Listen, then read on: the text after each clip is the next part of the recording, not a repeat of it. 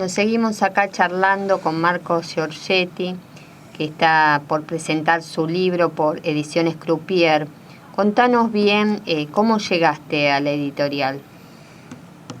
Como veníamos hablando, yo trabajo en el Congreso, ¿no? Entonces todas las mañanas, ahí en la sala de prensa, tenemos todos los diarios. Un viernes, donde siempre afloja un poquito el trabajo, me puse a leer los suplementos que vienen los viernes, y en el suplemento Joven de Clarín, había una publicación donde le hacían una entrevista a Diego, que es el editor que hizo la novela Maten al Croupier y después creó esta editorial, donde decía que estaba llevando adelante un proyecto donde publicaban a escritores independientes y bueno, un poco así. Y lo busqué en Facebook, me contacté con él, simple, con la facilidad que otorgan hoy las redes sociales. Y hablé directamente con él, me pasó su número, hablamos por teléfono un rato. Y me comentó cómo era lo que él llevaba adelante con la editorial. Y bueno, le dije, mira, tengo algo prácticamente ya cerrado. Tenía casi todos los cuentos escritos, la idea ya lista. Y se la pasé, y le gustó, y le gustó la idea de publicar, que la editorial publicar el libro. Y así de simple, así de rápido. Fue hace muy pocos meses que empecé a hablar con Diego sobre esta idea, que yo ya la tenía hecha igual sin tener la idea de publicar. Pero justamente me topé con esa nota en el diario, me contacté con él y bueno, un poco que también el azar o las casualidades, me dejé llevar por ellas para publicar un poco este libro que habla un poco de eso también. Así que la gente, ¿cómo puede ubicarlos en Facebook? Diego Herrera es el Facebook de él. No sé si me estoy cometiendo el atrevimiento de que lo agreguen a él, pero si no está yo primero hablé por el Facebook de Ediciones Croupier. Lo busqué Ediciones Croupier en Facebook, que también tiene su página en Facebook, y hablé por ahí y después, en segundo término, hablé directamente con Diego. Así que recomiendo que primero busquen a Ediciones Croupier en Facebook, pongan me gusta y ya pueden hablar, interesarse por toda la movida que hace Diego, que es muy interesante. Recién hablaste del azar, ¿no? Sí. Contanos qué representa en tu vida el azar. Bueno, no llego a ninguna conclusión, digamos, con todos los cuentos, de que la mayoría de ellos hablan de hechos fortuitos. Hay una reflexión que hace uno de los personajes, es que el azar es, además de los hechos fortuitos, el estudio de esos hechos fortuitos. Y un poco dice, esa es la parte más interesante. ¿Qué hacemos con el otro porcentaje? El porcentaje que no es azaroso de las decisiones de la vida. Un poco nos queda pensar de que ese porcentaje es el que predomina, aunque a veces no sea así, y que las circunstancias a veces no son tan manejables como creemos. Es un poco el juego que hago con la capacidad que podemos llegar a tener, o por nuestra condición, de influir en los destinos, en el destino, en lo que llamamos destino, o directamente tenemos nuestra vida marcada por el destino y no podemos tomar decisiones sobre eso. Un poco ahí juega con las decisiones. También contaste al comienzo, ¿no?, de tu mamá, que estudiaba letras y ella fue la primer lectora. Sí. ¿Sigue siéndolo? Correctora. No, ya no. Pero pone ante este nuevo libro. Este no lo leyó. ¿No lo leyó? No. Algunos cuentos que ya salieron en el primero, que fueron los que más me gustaron, solamente de 10, 3 tomé solamente, que fueron un poco los que me parecían que coincidían con la idea de este libro. Los volví a corregir y los volví a incluir. Es como cuando una banda de rock hace un demo y elige para su primer disco oficial alguna canción que le gustó del demo. Bueno, elegí algunos cuentos de mi primer libro y los incluí en este. Y no, porque en el momento que hice la primera publicación, yo vivía todavía con mis viejos, y entonces se lo mostraba. Necesitaba como todo el tiempo la mirada de otra persona, y en este caso, como mi vieja le gusta leer y todo, se lo mostraba. Pero ahora esto lo escribí ya viviendo, ya me fui de la casa de mis viejos y lo escribí en soledad. y no se lo mostré a nadie. Uy, Así que voy más lanzado esta vez, sin la mirada de nadie. Solamente el editor que le dijo que le gustó, pero no me hizo una devolución muy estricta. Léenos un cuento. Bueno, voy a leer un cuento que estaba en la primera publicación. Este es cuando yo te conté que una vez me puse delante de la computadora y escribí de un tirón un cuento. Es este. Es el primer cuento que escribí en mi vida.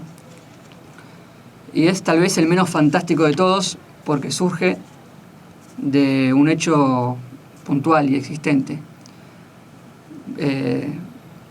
Primero lo cuento y después te digo de dónde viene.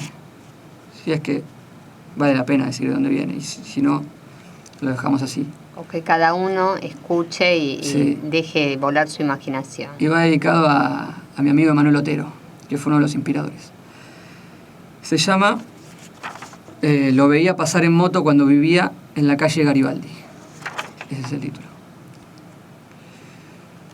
Lo veía pasar en moto cuando vivía en la calle Garibaldi, en Lomas de Zamora. Aquellas épocas en que todo parecía verano, o más bien, el invierno era más corto. Yo sentado en el cordón lo veía pasar en moto. Después mis padres se separaron y yo me fui con mi madre. Con ella estoy hasta el día de hoy en Bursaco. Por aquellos tiempos jugaba en la calle a la pelota, como cualquiera, con los amigos de la cuadra, como todos, en Lomas, en la parte de atrás de la ciudad, donde solo pasaba un colectivo, el 165. Jugábamos a la pelota cortando la calle y solo parábamos cuando, cada 30 minutos, pasaba el ramal Garibaldi, el de cartel amarillo que venía de la estación. Yo era el único que se distraía, el resto nunca dejaba el juego. Suspendía mi entusiasmo por correr el esférico cuando lo veía pasar a mi primo con la moto. Y cuando todos estaban volviendo del colegio, o haciendo tarea o enfermos, yo igual salía a la calle. Me sentaba en el cordón, lejos de donde paraba el colectivo. No había mucho movimiento por entonces. Ahí me ponía yo, justo enfrente al Hospital Esteves, que ocupaba toda la cuadra. No había comercios ni señoras con bolsas. En definitiva, salía a la calle solo a esperar que pasara rápido, sin casco y con el pelo largo al viento, mi primo en su moto. No me llevaba muchos años de diferencia, pero a esa edad era marcada la distancia. Luego el tiempo nos acercó. Nos puso en lugares parecidos y entonces era yo el que lo acompañaba en sus escapadas. Me sentaba atrás, me daba un casco y él se dejaba el pelo atado. Salíamos de noche, nos juntábamos en la casa de uno o en la de otro. Fui conociendo de a poco el mundillo. El barrio me fue quedando chico. Con él, con mi primo y con la moto, el mundo me fue quedando chico. Buenos años. Los recuerdo con alegría. Cada vez que bajo en la estación y me subo al 165 cartel amarillo me pongo ansioso. Deseo que el recorrido dure tan poco como sea posible. Pero en definitiva son solo unos minutos. Como todo lo que tiene fin. Son solo unos minutos. Lejos estaba de aquel niño. Ya habían pasado varios años viviendo en Bursaco. El trabajo me puso un toque más rutinario.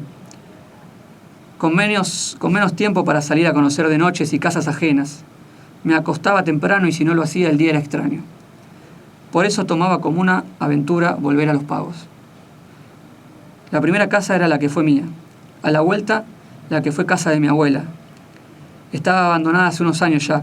Casi me voy a vivir solo cuando mi abuela murió, pero no quería abandonar a mi vieja. Pegada a la casa de mi abuela estaba la de mi tía, donde todavía estaba viviendo mi primo.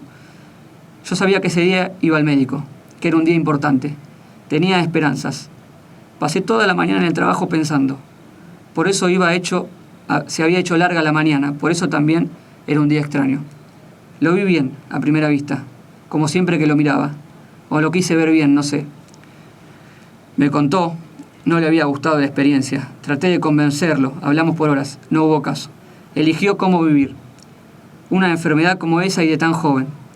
Me produjo algo raro, una enorme incertidumbre, algo adentro mío. No me había pasado nunca, con alguien tan cercano, con alguien de mi edad.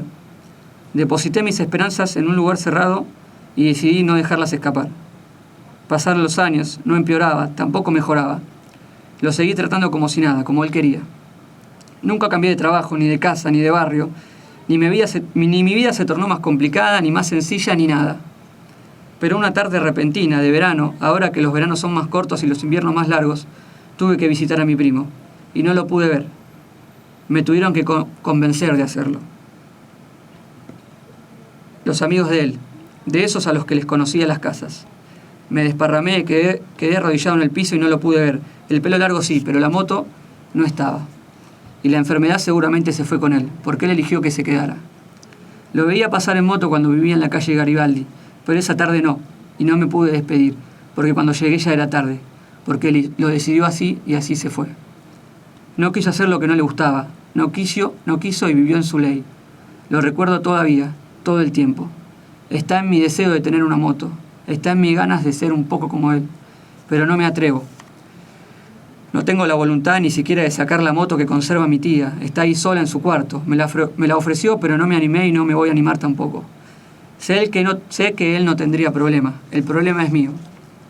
La casa de mi abuela sigue sola. Algún día también va a estar sola la casa de mi tía. Y aunque mi vieja ya me hincha para mudarnos, sé que no voy a ir. No quiero ir. Si casi no me puedo subir al 165, al de cartel amarillo. No sé. Esta conversación conmigo debería tener un final, pero sé que no la tendrá. Porque volverá a empezar el día que otro, más viejo tal vez, pero sentado en la calle, aburrido y con calor, lo vea pasar.